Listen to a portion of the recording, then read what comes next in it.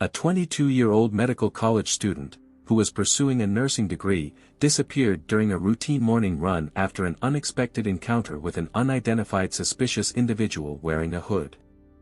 Fortunately, law enforcement quickly discovered a series of critically important investigative leads that helped solve the case. However, with each newly uncovered fact, public outrage only continued to grow, as it became evident that this brutal offense could have been prevented. Welcome to the space of real criminal stories. This case sparked resonance not due to the controversy of facts, but because of its symbolic significance connected to deeper social problems. The volume of evidence collected by investigators allowed for the reconstruction of an almost complete picture of the tragic events. The key question that still remains open: what are the next steps? From unbridled parental grief to discussions at the highest state levels. The scale of this case is shocking. Let's examine the details thoroughly. 22-year-old Laken Riley was a passionate running enthusiast who dedicated 3 to 6 training sessions to the activity each week. She was usually accompanied by her friend Connolly, one of 3 roommates in their shared apartment. In May 2023, Laken transferred from the University of Georgia to Augusta University's nursing program. Her most cherished dream was to become a pediatric nurse. She loved children so deeply. On February 22, 2024, precisely at 9:09 in the morning, Laken left her residence near the student campus to go for a run through the sports field area. That morning, she was running alone. The location was a massive park complex with football fields, tennis courts, running tracks, and a lake. The area was extremely popular among student youth for active recreation and training. 2 minutes after starting her run, surveillance cameras captured Laken on the southern part of Millage Avenue. In her left hand, she held a mobile phone, and white earbuds were in her ears. Laken had a habit of listening to music or talking to her mother while running. However, on that tragic morning, she was not calling her mother. 6 minutes later, while on a narrow path leading to the running tracks, Laken suddenly stopped. Her smartwatch recorded the moment of interruption in her smooth movement. Immediately after stopping, an emergency signal was activated on her smartphone, and a call was made to the rescue service. The operator heard fragmented, "Hello, can anyone hear me?" In the receiver, barely audible muffled voices could be heard, then sounds of physical confrontation were detected, followed by 4 loud strikes. The phone conversation lasted about a minute before the connection was cut off. Subsequent attempts by the operator to call back to Laken's number were unsuccessful. Laken's friend Connolly, with whom she usually ran together, was busy with studies for almost the entire morning that day. Around 11:15, she checked her phone and saw multiple missed calls and messages. Her roommate Lily sent a message asking if anything was known about Laken. In a voice message, the girl's younger sister, Lauren, expressed similar concern. Throughout the morning, confusion arose due to a technical failure in the TNT cellular network. This complicated communication between the 2 friends, although it did not directly affect Laken's phone. By 11 a.m., all apartment residents were in a state of growing concern. Despite technical communication difficulties, they were confident that Laken should have made contact. Lily, upon returning home, discovered an alarming circumstance: her friend had not yet returned from her morning run. Using the shared geolocation monitoring feature, she found that Laken's mobile device had remained stationary in a wooded area near the sports fields for several hours. The 4th roommate, Sophia, who had just returned after taking an exam, joined the search. Bringing along a service dog named Champ, the girls set out to investigate the possible route of their missing friend, heading towards the forest area. Slightly deviating from the central path, they continued searching. Unexpectedly, the 4-legged companion signaled. Among the fallen leaves and branches, 1 white earbud was discovered. The girls immediately realized the accessory almost certainly belonged to Laken and immediately called law enforcement. "We're calling to report the disappearance of our roommate. She went out for a run around 9 in the morning, usually running around the lake near the dormitory. We haven't heard from her since." Communication was restored, so we hope the reason isn't technical issues. We checked her last geolocation and found only an earbud, Lily explained clearly to the operator. Did you try to call her? The dispatcher clarified. Yes, but the phone just rings, and she doesn't answer, the girl responded, trying to control her emotions. The girls were in a state of heightened anxiety, understanding that such behavior was completely uncharacteristic of Laken. What is your friend's name? The operator asked. Laken Riley, the girls responded in unison. Sergeant Kenneth Maxwell from the University of Georgia Police immediately recorded Laken's phone geolocation, taking an appropriate screenshot, and sent the coordinates to his colleagues along with her photograph. He immediately organized a large-scale search operation on the sports fields, systematically moving along the paths towards the last known location of the girl. Around 12:30 p.m., Sergeant Maxwell made a horrifying discovery. Found her body. She's here, he tersely transmitted over the radio. Laken Riley lay motionless on the ground surface beneath a massive tree, partially hidden by branches. Medical personnel who arrived first made maximum efforts at resuscitation, but their professional manipulations proved unsuccessful. The girl was diagnosed with critical injuries from a powerful blow from a blunt object to the left side of her skull. On February 22, 2024, at 12:07 p.m., the University of Georgia Police received an alarming call from a concerned person about a friend's disappearance during a morning run. Law enforcement immediately began search measures on the sports fields. At 12:38 p.m., law enforcement officers discovered Laken Riley's body. The girl was unconscious, showed no signs of life, and had pronounced traumatic injuries. The body's location was approximately 19.5 meters from the nearest path. The ground cover around showed characteristic signs of disturbance, with 2 stones found at the scene bearing blood traces that forensics would later identify as Laken's blood. With a high degree of probability, one or both stones were the instruments of the attack. The girl's mobile phone was found several hours later under another tree, at a significant distance from the body's location. A clear left thumb imprint was detected on the device's screen, which forensic experts unequivocally determined did not belong to Laken.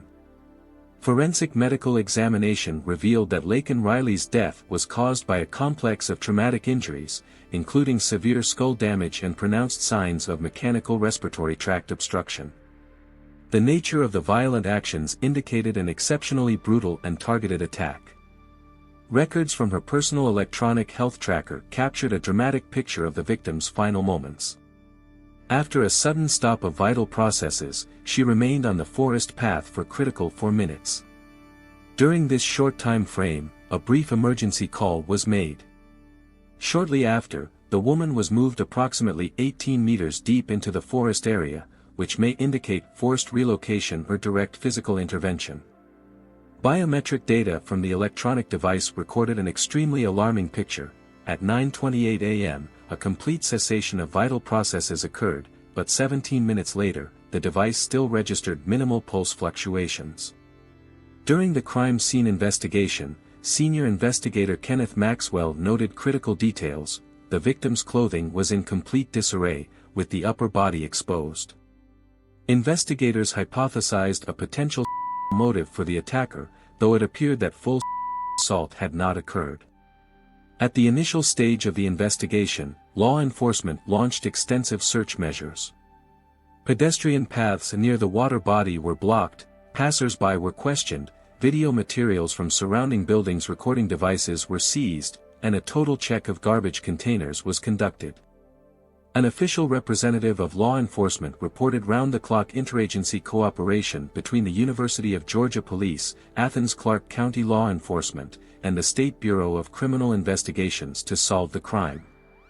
Among the investigated objects, a large blue recycling container located at the edge of the parking area near the residential complex attracted particular attention. The container's location was several hundred yards from the student sports fields. During the container examination, a dark upper jacket was discovered, recently thrown on top of other garbage. The clothing item showed the presence of bloodstains and several long brown hairs tangled around its buttons. "Hair on the buttons, torn sleeves, clear signs of violent actions," commented one forensic expert. Laboratory studies confirmed that the discovered biological traces belonged directly to Laken Riley. 29 hair strands were extracted from the clothing item, and genetic expertise matched the DNA profile of the victim. A significant portion of the hair strands showed signs of violent removal, with obvious damage to hair follicles. A video recording from a neighboring house's entrance registry proved decisive for the investigation. The video recording captured a man calmly approaching the garbage container at 9:44 a.m., 15 minutes after Laken's cardiac activity had stopped. The man removed a branded Adidas sports cap from his head, giving it brief attention before replacing it. He then demonstratively discarded the blood-stained upper jacket into the garbage container and proceeded along the multi-apartment residential complex. While moving through dense bushes, he disposed of other physical evidence. In immediate proximity to the primary inspection area, law enforcement discovered 3 disposable black medical gloves. One of them showed damage, a through hole in the thumb area. Forensic expertise confirmed the presence of biological blood traces of Laken Riley on the discovered items. The next morning, around 8:20, University of Georgia police officers recorded a key detail: a man wearing a black Adidas cap, completely matching the description from previous video materials, was near the residential complex where the jacket and gloves had been previously found. The man's identity was established: he was Diego Ibarra, a Venezuelan citizen, a resident of the same residential complex. During initial contact with law enforcement, he presented a forged permanent residence document for the USA. Police managed to ascertain that Diego lived with relatives, his biological brothers Emmanuel, informally, Manny, and Jose Ibarra, also known as Victor, and a woman named Rosbely Flores Bello. All 4 were in the United States illegally, but sustained themselves through temporary work positions, primarily in food service establishments. Specifically, Diego was officially employed in the food service of the local university. Particular interest from investigators was drawn to 26-year-old Jose Ibarra. On his exposed body areas, hands and neck, fresh scratches were visible. During additional examination, when the man was asked to remove his outer clothing, similar injuries were discovered on his back. To clarifying questions about redness and joint conditions, Jose attempted to manipulate information, referring to allegedly cold ambient temperature. When the conversation directly addressed the scratches, the man completely refused to provide any explanations.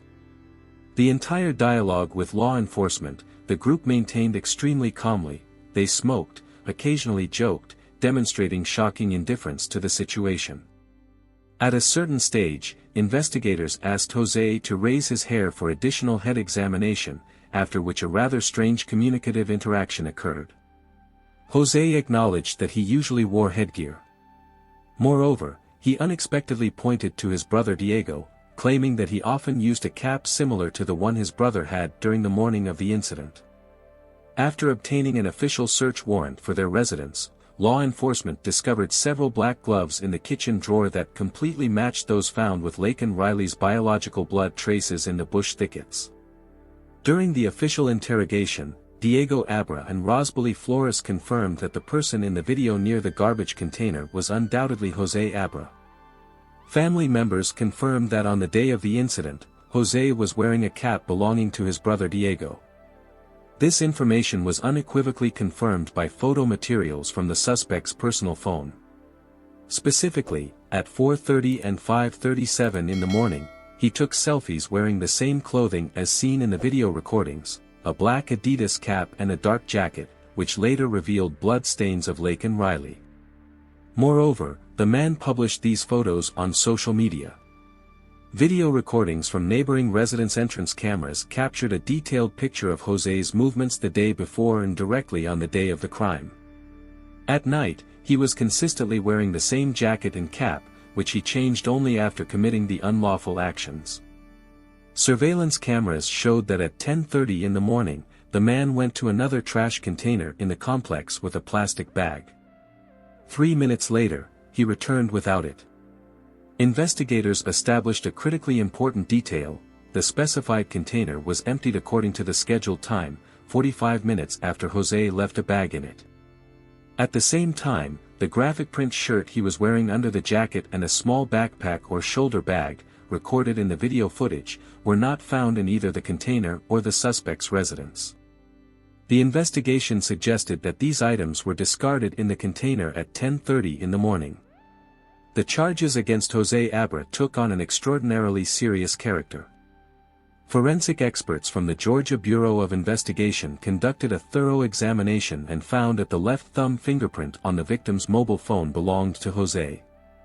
Moreover, genetic material from the suspect was discovered under Laken's right-hand fingernails, explaining the numerous scratches on his body. The official version of law enforcement states that Jose Ibarra brutally attacked and killed Laken Riley. A police representative released an official statement: "We have obtained an arrest warrant for Jose Antonio Ibarra, a 26-year-old resident of Athens. He is not a citizen of the United States of America." The investigation established that there was no previous contact or acquaintance between Jose and Laken Riley. According to investigators, this was a typical random crime: a man saw a potential victim and took advantage of the situation, leading to tragic consequences. Parallel to the accumulation of evidence, massive public protests began. Public outrage significantly increased after the details of Jose's past and criminal biography were revealed. It was discovered that Jose Ibarra and his wife Laken Riley crossed the border between the USA and Mexico in September 2022, arriving in El Paso. The man was detained but subsequently released on probation. At that time, Venezuelan citizens had a special temporary protective status due to political instability in their country of origin, which effectively allowed them to legally stay in the United States. The procedure for reviewing Jose's asylum application could have lasted several years, and meanwhile, he and his brothers had already violated the law. Additional investigations revealed that over the past 2 years, law enforcement had at least 2 chances to detain Jose, but for unknown reasons, this was not done. In September 2023, Jose's life circumstances took a critical turn during his stay in New York State. Law enforcement officials charged him with dangerous behavior and traffic violations. The incident occurred during his daily professional food delivery work, when the man was transporting his 5-year-old son on a moped, disregarding basic safety measures. Neither of them wore a protective helmet. The local New York administration decided to temporarily release Jose without waiting for a formal warrant related to his immigration status. Soon after, the man established communication with his brother Diego, who at that time was renting a residential space in Athens, Georgia, and offered potential work opportunities. In October of the same calendar year, Jose, together with his companion Rosbala, whom he met in Queens, traveled by humanitarian flight to Georgia. There, they joined his brothers Diego and Menei. Shortly after moving, the brothers found themselves in an unpleasant situation. They were detained for petty theft at a Walmart shopping center. Notably, this was a repeated episode of a similar offense. However, due to the lack of a clear procedure for checking immigration status during formal detention, the men received only monetary penalties and were released. The subsequent course of events gained significant public resonance, especially on the eve of the presidential elections. The case of Jose Ibarra, who was accused of murdering Laken, became the subject of large-scale public discussions and political maneuvering. Georgia Republican Representative Mike Collins proposed a legislative initiative that would mandate the detention of foreign nationals who committed offenses. The bill, named the Laken and Riley Act, contained provisions for mandatory arrest of individuals who committed theft or robbery. Meanwhile, the bill faced criticism. Opponents emphasized the inappropriateness of collective responsibility, arguing that unlawful actions are a personal characteristic of a specific individual, not a property of the entire migratory community. While responding to tragic events, it's important to ensure targeted and rational use of administrative resources, critics of the document stressed. Supporters of the bill, on the other hand, argued that if such a legislative norm had existed earlier, the murder suspect would not have been at large. In March 2024, the document was approved by an overwhelming majority in the House of Representatives, demonstrating high support among lawmakers. We introduced the bill extremely quickly, submitted on Friday, processed in the Rules Committee on Tuesday, and voting took place on Thursday. Notably, 37 Democrats supported our initiative, recognizing the criticality of the border issue, commented one of the document's initiators. The Laken and Riley case transformed into a symbolic marker of discussions about immigration policy. It was actively discussed during the annual presidential address and within the election campaigns of both political camps. Former President Donald Trump emotionally commented on the tragedy. A week ago, a 22-year-old medical student from Georgia was brutally attacked, a wonderful person, the best student, and a role model for everyone. This migrant should not have been in our country, and during the Trump administration, he would not have been here. For the deceased's family, the publicity of the case became an additional painful ordeal. Donald Trump, demonstrating personal involvement in the case, reported a behind-the-scenes meeting with the family of the deceased Laken and Riley. He personally assured the girls' relatives of his support and intention to fight for justice. The Lincoln family was in deep emotional crisis. Their statements reflected a complex range of experiences, from acute pain of loss to socio-political reflection. This is an incredible tragedy, they emphasized, but how many thousands of lives are cut short every year due to illegal migrants' unlawful actions? The parents of the deceased, speaking publicly, highlighted their daughter's personal trajectory. She deserves to be talked about as an outstanding individual, they stressed. Every moment of her life is worthy of respect and memory. Describing the circumstances of the tragedy, they noted psychological nuances of her penultimate day of life. That morning she decided to run alone, although she usually did this in the company of friends, the parents said with pain in their voices. Laken's father emotionally confessed, "I would give everything to be near and protect her. If only this could have happened to me instead of her." Judicial proceedings and forensic evidence. The preliminary hearing in the Jose Antonio case was scheduled for November 2024. The indictment contained 10 serious criminal charges: intentional murder, murder under aggravating circumstances, assault with severe consequences, cruel treatment, illegal deprivation of liberty, kidnapping, obstruction of emergency services, attempted violence, and violation of personal boundaries. Forensic evidence formed a striking picture of the crime. Video recordings and testimonies documented the detailed sequence of events on February 22. At 6:50 in the morning, an unknown person was captured near a bus stop wearing dark clothing and holding a white cup. Surveillance cameras recorded a man in a hooded jacket, with a bag over his shoulder, wearing a hat and black gloves, attributes later identified as belonging to the accused. The recordings demonstrated especially suspicious behavior. The man approached one of the apartments 6 times, twice attempting to open the doors. The young graduate student, hearing suspicious sounds, immediately called the police. Forensic evidence gained particular weight after analyzing the white cup found at the crime scene. DNA expertise confirmed its belonging to Jose Antonio. Alcohol was discovered in the container. On February 22, the suspect, according to case materials, was dressed in a black hat, a hooded jacket, and disposable kitchen gloves. Each detail of the investigation formed a consistent picture of the crime, which was to become key during the court proceedings. On the day of the tragedy, the defendant went hunting for a victim within the University of Georgia campus, demonstrating a premeditated criminal intent. The case was handled by Special Prosecutor of Clark County Sheila Ross, who appeared before Clark County Superior Court Judge Patrick Haggard. Her prosecution speech was distinguished by its detail and persuasiveness. Jose Antonio Ibarra consciously declined a jury trial, recognizing potential bias that could influence the verdict in this high-profile case. His lawyers employed a tactic of partial evidence denial, attempting to undermine the charges. The defense proposed a version that the person in the video near the trash bin could be the defendant's brother, Diego. However, Special FBI Agent James Baer presented the court with indisputable technical evidence that refuted this version. Forensic data from the accused and the deceased's electronic devices created a detailed picture of events. Laken's smartwatch GPS tracking confirmed her location in the forest where her body was later discovered.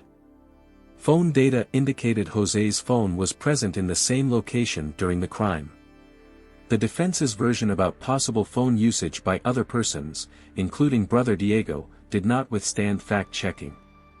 It was established that on the day of the crime, Diego was working in the University of Georgia cafeteria, and no physical evidence existed of his presence near Laken.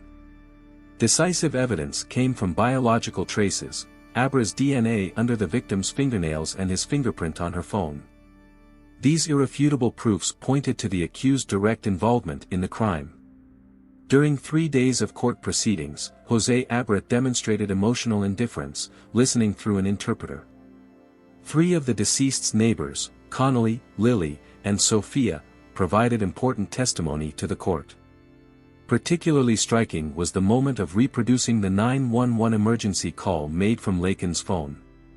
Ibarra maintained an absolutely neutral facial expression, even when video footage from Sergeant Maxwell's body camera showing the body's discovery in the forest was presented. Many present relatives and friends of the deceased could not bear watching these horrifying frames and left the courtroom. Video materials and biological evidence unequivocally testified to the intentional murder of Laken Riley during an attempted. The criminal intent became obvious just 73 minutes after the first encounter with the victim. An additional incriminating evidence was a selfie taken by Ibarra before leaving home in clothing that experts later qualified as a attire, and which he published on the network. Judge Haggard, taking a 20-minute break for final consideration, delivered the verdict. Intentional murder, guilty. Murder under aggravating circumstances, guilty. Kidnapping with bodily harm, guilty. Before sentencing, Laken's relatives delivered moving speeches: Mother Allison Phillips, Grandfather John Phillips, Sister Lauren, Father Jason Riley, and friends. They spoke about the irreparable loss and the uniqueness of the deceased. Laken was a bright person who dedicated herself to service, choosing the profession of a nurse. She was a support for her younger sister, her church, and close friends. Particularly emotional was her sister's speech, who spoke about the impossibility of comprehending the crime's motives and the irreparability of the damage. I think about her fear, about what she anticipated about her fate, but couldn't do anything. This man destroyed my life. Jose Antonio Ibarra received life imprisonment without the possibility of parole. The Clark County District Attorney's decision not to seek the death penalty drew criticism. Georgia State Senator Colton Moore called on the Attorney General to review this decision, but no legal grounds were found to modify the sentence. Thus ended the tragic life story of Laken Riley, a young woman who became a victim of cruel and unprovoked violence. I look forward to hearing your thoughts in the comments. Subscribe to the channel. Until next time, friends.